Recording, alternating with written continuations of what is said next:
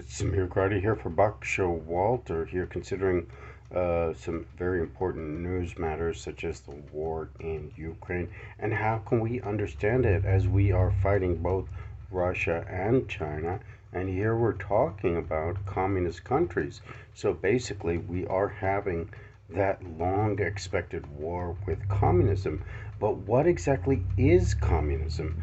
This is where we look at what I call lexicography to understand the meaning of these words. Remember, communists began as workers of the world unite. Oftentimes, like in China for sure, we're looking at production countries, countries that make products.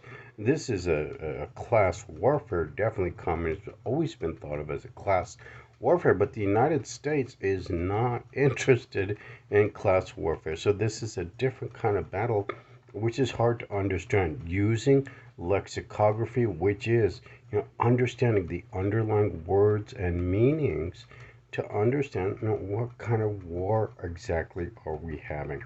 In the homeland of the United States, of course, we're just looking for people who are not fighting our American democratic system, constitutional republic, democracy. As in our Bill of Rights in England, we call that they call that the Magna Carta. There are similar documents giving people rights, basic freedoms, freedom of religion, freedom of speech, etc., etc. We are a multicultural, multi-ethnic country. In some ways, we are at war with Rome or Jerusalem, other spiritual capitals which do not have a multicultural system. Pope Francis, in particular, did declare war on the United States, and we do not deny the holiness of the Pope, but this is a military type situation in terms of our southern border, and we are a multi ethnic religious community in the United States. Now, with regard to the war in Europe, of course, Ukraine in particular, where we don't believe we have officially American troops because it's too close to the Russian border, but we have American troops nearby and throughout Europe.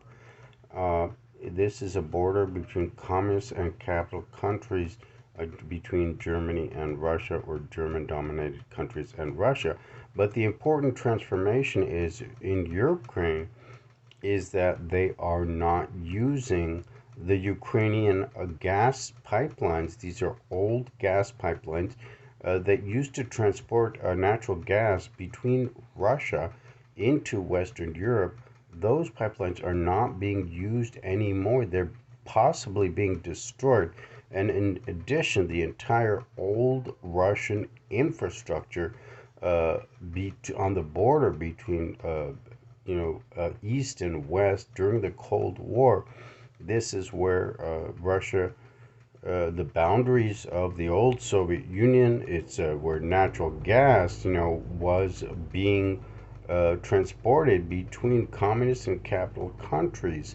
Now, additionally, with Nord Stream, which is north of Germany, basically from Russia to northern Germany into Scandinavia. Now, we don't know what Nord Stream is exactly. We know the Biden administration is opposed to Nord Stream. Trump apparently was also opposed to Nord Stream. The United States is opposed to Nord Stream, but we don't know what Nord Stream was.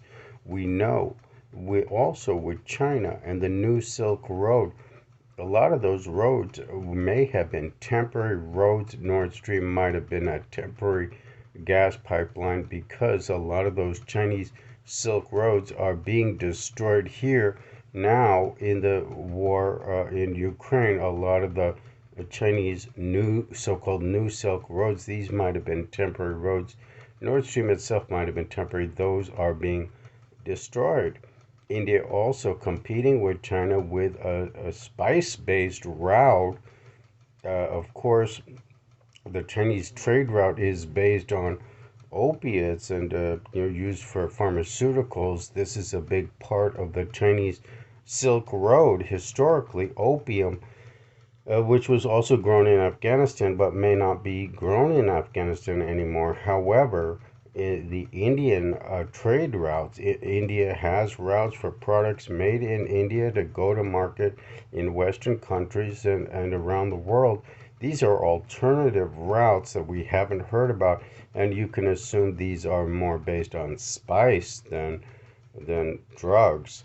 Now, these are just supporting products. Basically, if you're on the Indian route, you'll be eating some spicy food. That's all it means. If you're on the Chinese trade route and you're traveling and moving products, you will have access to opiates that are, centered in China from the old days. Samir Grady here, signing off here in American politics. We do congratulate Ketanji Brown, Justice Ketanji Brown Jackson, to the Supreme Court